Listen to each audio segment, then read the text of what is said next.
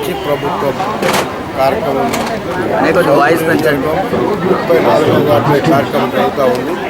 ప్రతిరోజు కూడా 2 వార్డులు నేను మా సుధాకర్ గారు, జోనల్ కమిషనర్ గారు, ముఖ్య నాయకులు అందరూ కూడా పాల్గొని ఈ ప్రభుత్వం ఇప్పటివరకు చేపట్టిన సంక్షేమ పథకాలు అభివృద్ధి గురించి చెప్తా ఉన్నాం.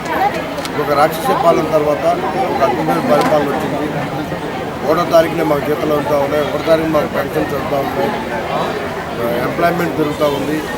ఇవాళ అద్భుతమైన పరిపాలన మొదలుపెట్టారు కాబట్టి ప్రజలందరూ ప్రమాదం పడతా ఉన్నారు, అద్భుతంగా రిజల్ట్ తీసుకుంటా ఉన్నారు.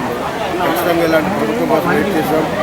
రానున్న రోజు ఇంకా సంక్షేమ పథకాలతో పాటు ఇల్లులు కానీ పెన్షన్స్ కానీ ఏమైనా కూడా కొత్త కూడా నెక్స్ట్ ఇస్తామని చెప్పి అద్భుతమైన రాక్షస పాలన పక్కన పెట్టి మంచి పరిపాలన ప్రజలందరూ కూడా హ్యాపీగా ఉన్నారు. అందరికి కూడా మనస్ఫూర్తిగా ఇచ్చిన ప్రతి హామీ కూడా నెరవేరుస్తాం. చాలా హ్యాపీగా ప్రజలందరూ కూడా ఉన్నారు. రానున్న రోజు ఇంకా దగ్గరగా పరిపాలన అందించడానికి ప్రయత్నం చేస్తున్నారు. ప్రజలకు వివరించే కార్యక్రమే ఇది మంచి ప్రభుత్వం అనే ఈ కార్యక్రమాన్ని ఈరోజు స్థానికంగా 34వ వార్డు, సాయంత్రం 35వ వార్డులో చేపట్టడం జరుగుతుంది.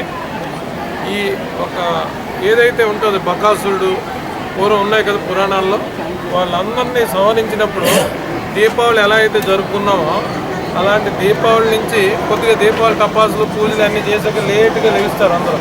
కొద్దిగా అదే తప్ప ఏం పథకం ఆలస్యం అవ్వదు.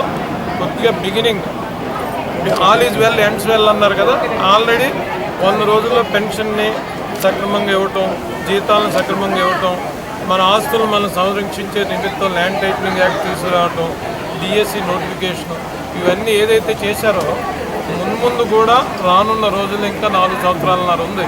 దాన్ని అన్నీ సక్రమంగా జరుగుతాయని ప్రజలకు కూడా వివరిస్తాం. నిన్నే మా స్థానిక శాసనసభ్యులు వంశీ గారు కూడా చెప్పారు, ప్రతి పథకాన్ని అమలు చేస్తాం, రోడ్ల మీద ప్రజల దగ్గరికి వెళ్తాం. నెక్స్ట్ అది కాకుండా నెక్స్ట్ 10-15 రోజుల్లో యాప్ ఓపెన్ అయ్యాక ఎవరైతే నిజంగా అర్హులై ఉంటారో వారికి పింఛన్లు కానీ ఇల్లు కానీ రావో అవన్నీ కూడా అందజేస్తామని నిన్న మీటింగ్లో శాసనసభ్యులు చెప్పారు.